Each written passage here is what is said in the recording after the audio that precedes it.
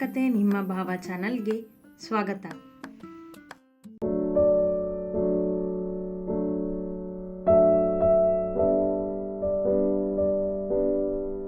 ಅಣ್ಣ, ನಿನಗೆ ಅಮ್ಮನ ಈ ಡಿಸಿಷನ್ ಇಷ್ಟ ಆಗಲಿಲ್ಲ ಅನ್ನೋದಕ್ಕಿಂತ ಪೂರ್ಣ ಅಂಗಡಿಗೆ ಅಮ್ಮ ಆಫರ್ ಕೊಟ್ಟರು ಅನ್ನೋದನ್ನು ಸಹಿಸೋಕ್ಕೆ ಆಗ್ತಿಲ್ಲ ಅಲ್ವಾ?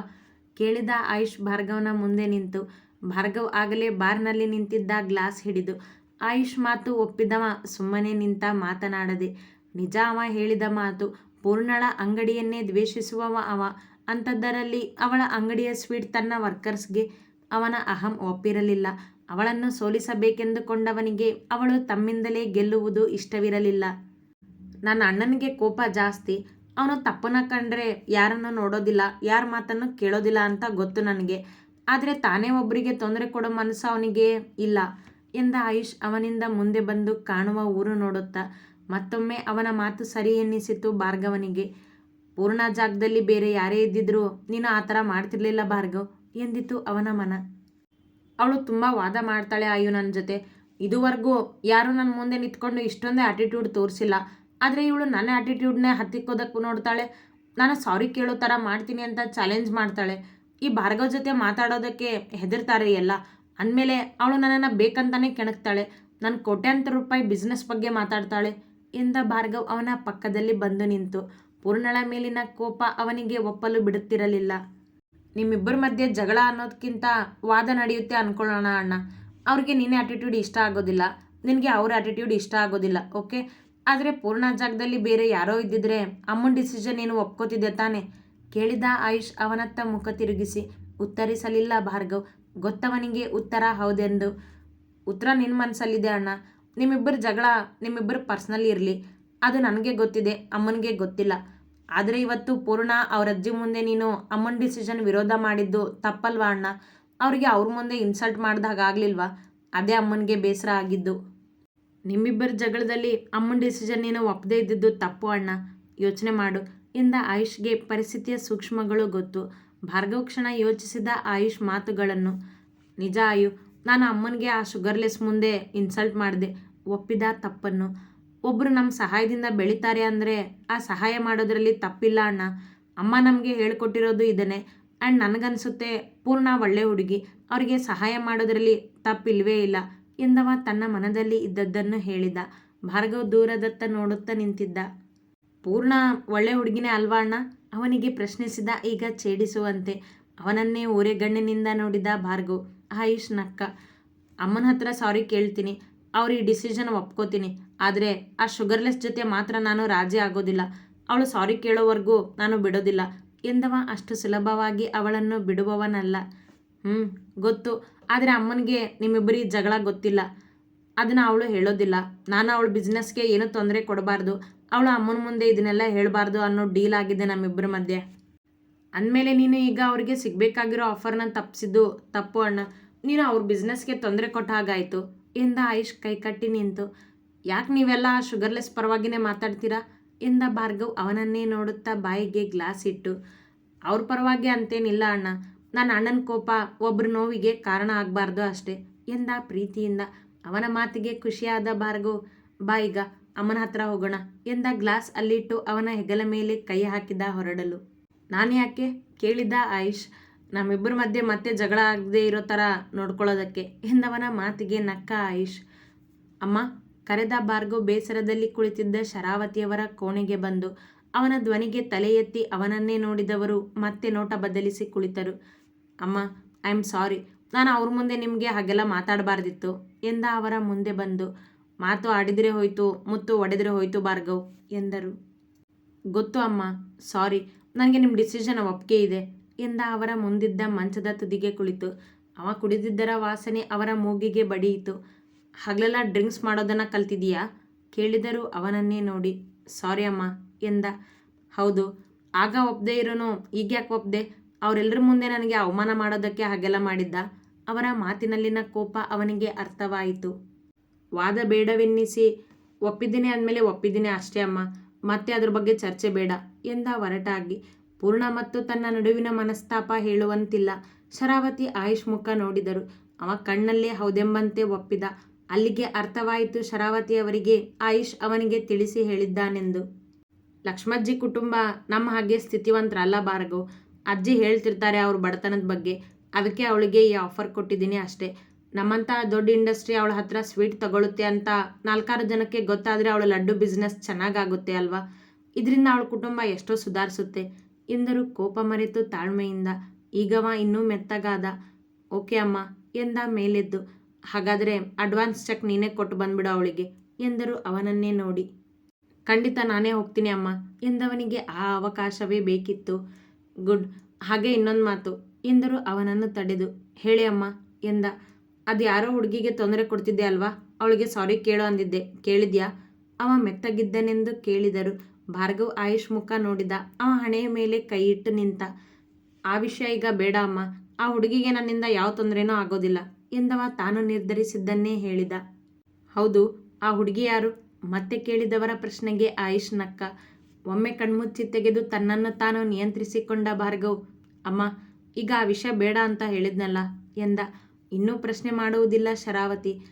ಓಕೆ, ನಾನು ನಿಮ್ಮಿಬ್ಬರಿಗೆ ಒಂದು ವಿಷಯ ಹೇಳಬೇಕಿತ್ತು ಎಂದರು ಈಗ ಗಂಭೀರವಾಗಿ. ಹೇಳಿ ಅಮ್ಮ ಎಂದರು ಇಬ್ಬರು. ನಿಮಗೆ ಮದುವೆ ಮಾಡಬೇಕು ಅಂದ್ಕೊಂಡಿದ್ದೀನಿ ನೇರವಾಗಿ ಎಂದರು. ಇಬ್ಬರೂ ಮುಖ ಮುಖ ನೋಡಿಕೊಂಡರು. ಅಮ್ಮ, ಇಷ್ಟು ಬೇಗ?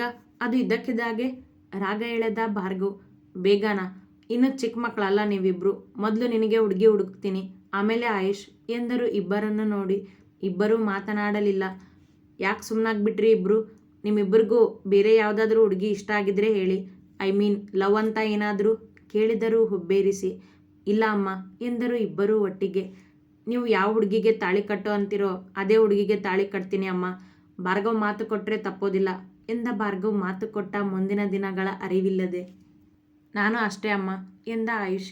ಗುಡ್ ಎಂದವರು ಟೇಬಲ್ ಮೇಲೆ ಪೂರ್ಣಳಿಗೆಂದು ಬರೆದಿದ್ದ ಚೆಕ್ ಅವನ ಮುಂದೆ ಹಿಡಿದು. ತಗೋ, ಇದನ್ನ ಪೂರ್ಣಂಗೆ ಕೊಡು.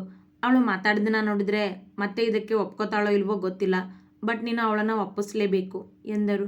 ಅವ ಮಾಡಿದ್ದ ತಪ್ಪಲ್ಲವೇ, ಅವನಿಂದ ಸರಿ ಆಗಬೇಕು. ಸರಿ ಅಮ್ಮ ಎಂದವ ಚೆಕ್ ತೆಗೆದುಕೊಂಡು ಹೊರನಡೆದ. ಭಾನುವಾರ ಅಂಗಡಿ ರಜೆಯಾದರೂ ಬಾಗಿಲು ತೆರೆದು ಕುಳಿತಿದ್ದ ಪೂರ್ಣಳ ಮನ ಭಾರವಾಗಿತ್ತು. ಶರಾವತಿಯವರು ಹೀಗೆ ನಿನಗೊಂದು ಆಫರ್ ಎಂದು ಕೊಟ್ಟಾಗ ಅವಳ ಖುಷಿ ಆಕಾಶ ಮುಟ್ಟಿತ್ತು.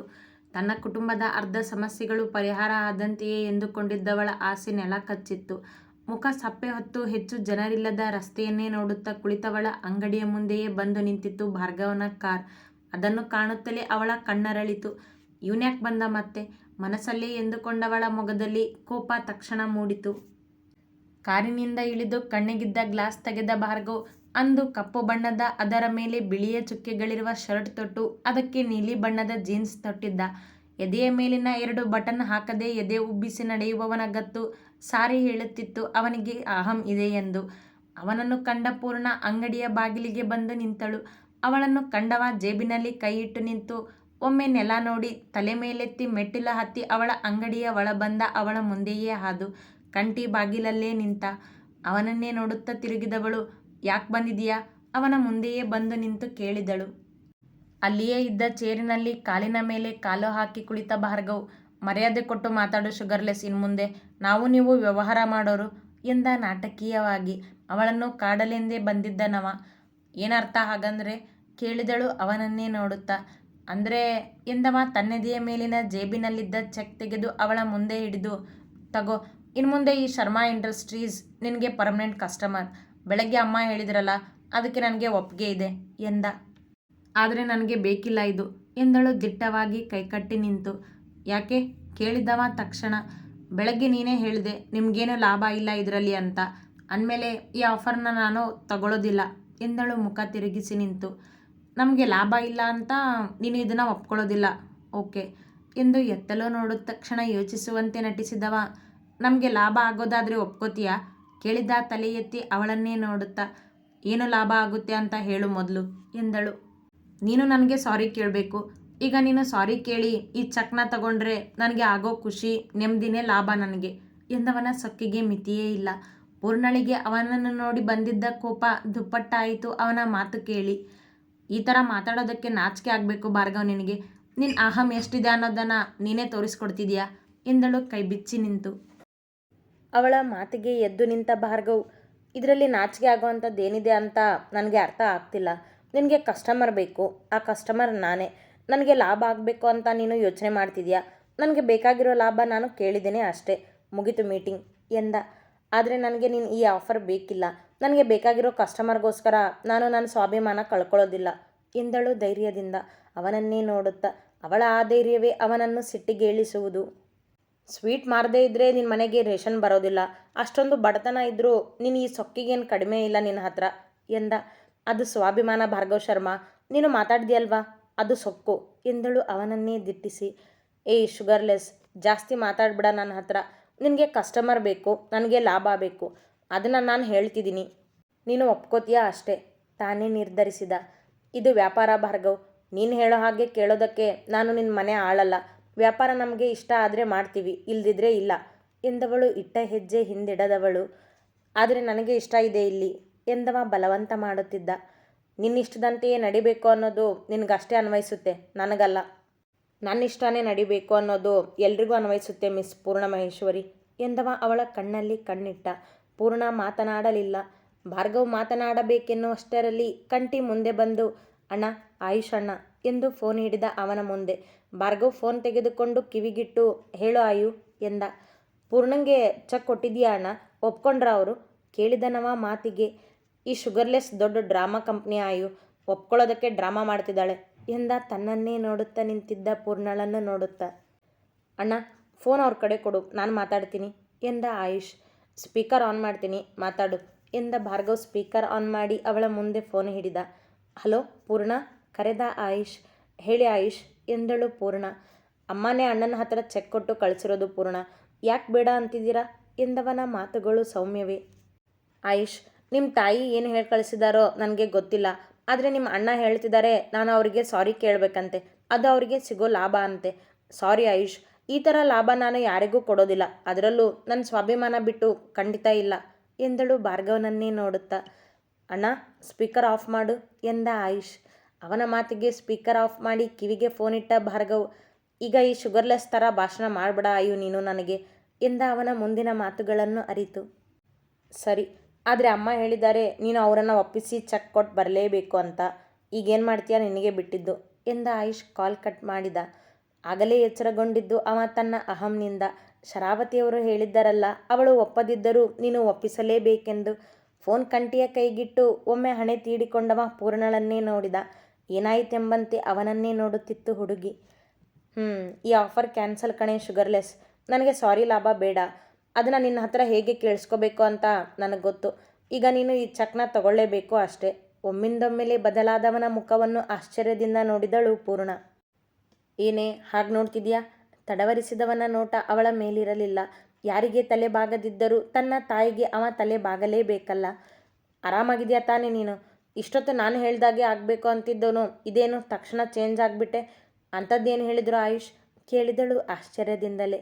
ಅದೆಲ್ಲ ನಿನಗೆ ಬೇಕಾಗಿಲ್ಲ, ತಗೋ ಚೆಕ್ ಎಂದ ಅವಳ ಮುಂದೆ ಹಿಡಿದು. ಇಲ್ಲ ಭಾರ್ಗವ್, ನಿಮಗೆ ಲಾಭ ಇಲ್ಲದೆ ನಾನು ಚೆಕ್ ತಗೊಳ್ಳೋದಿಲ್ಲ. ನಿನಗೆ ಕ್ಷಮೆ ಕೇಳಬೇಕು ಅಂತ ಅಲ್ಲ, ನನ್ನ ಕಸ್ಟಮರ್ಗೆ ಲಾಭ ಆಗಬೇಕೇ ಹೊರತು ಅವರಿಗೆ ಲಾಸ್ ಮಾಡಿ ನಾನು ಲಾಭ ತಗೊಳ್ಳೋದಿಲ್ಲ. ನಿನ್ನ ಹತ್ರ ಸ್ವೀಟ್ ತಗೊಳ್ಳೋದಕ್ಕೆ ಅಂತ ಬಂದವರಿಗೆ ನೀನು ಹೀಗೆ ಹೇಳ್ತೀಯಾ ಲಾಭ ಆಗಬೇಕು ಅಂತ? ಇಲ್ಲ ತಾನೆ, ಹಾಗೆ ನಾವು ಎಂದನವ. ಹೀಗೆ ನಾನು ಅಂದ್ಕೊಂಡಿದ್ದೆ, ಆದರೆ ಬೆಳಗ್ಗೆ ನೀನೇ ಹೇಳಿದ್ದು ನಿಮಗೇನು ಲಾಭ ಇಲ್ಲ ಇದರಿಂದ ಅಂತ. ಈಗ ಓಕೆ ಅಂತ ಅಂದು ನಾಳೆ ಬಂದು ಮತ್ತೆ ನಮಗೆ ಲಾಭ ಏನೂ ಇಲ್ಲ ಅಂತ ಅನ್ಬಾರ್ದಲ್ವ ನೀನು? ಅದಕ್ಕೆ ಬೇಡ ನನಗೆ ಈ ಆಫರ್ ಎಂದಳು. ಅತಿ ಹೆಚ್ಚಿನ ಕಥೆಗಳಿಗಾಗಿ ಹಿಂಬಾಲಿಸಿ ಪ್ರತಿಲಿಪಿ ಆ್ಯಪ್ನಲ್ಲಿ ಪ್ರತಿಮಾ SH ಅವರನ್ನು.